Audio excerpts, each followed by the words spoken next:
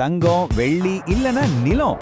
2026ல உங்க பணத்தை எங்க முதலீடு செஞ்சா நல்ல லாபம் பார்க்க முடியும்? நம்மள பலருக்கும் இந்த குழப்பம் இருக்கும். வாங்க இந்த கேள்விக்கு ஒரு தெளிவான விடையை இன்னைக்கு கண்டுபிடிப்போம். நம்ம ஊர்ல ஒரு பழமொழி சொல்லுவாங்க, நீங்களும் கேள்விப்பட்டிருப்பீங்க.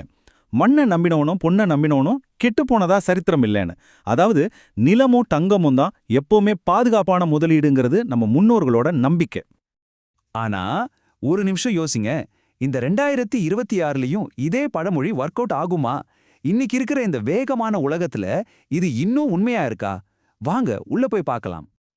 இந்த கேள்விக்கு ஒரு தெளிவான பதில கண்டுபிடிக்க நம்ம சென்னை சேர்ந்த 2 நண்பர்களை ஒரு உதாரணமா எடுத்துக்கலாம். ஒருத்தர் ரமேஷ், இன்னொருத்தர் சுரேஷ்.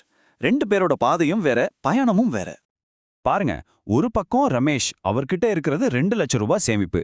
அவரோட ஒரே குறிக்கோள் அந்த பணத்தை பத்திரமா வச்சுக்கணும். ஆனா இன்னொரு பக்கம் நம்ம சுரேஷ், அவர்கிட்ட 30 லட்சம் ரூபாய் இருக்கு.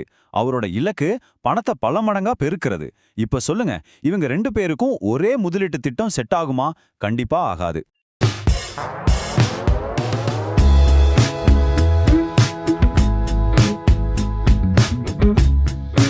Like, share, and subscribe to Connect and Build. I have already done. Did you guys subscribe?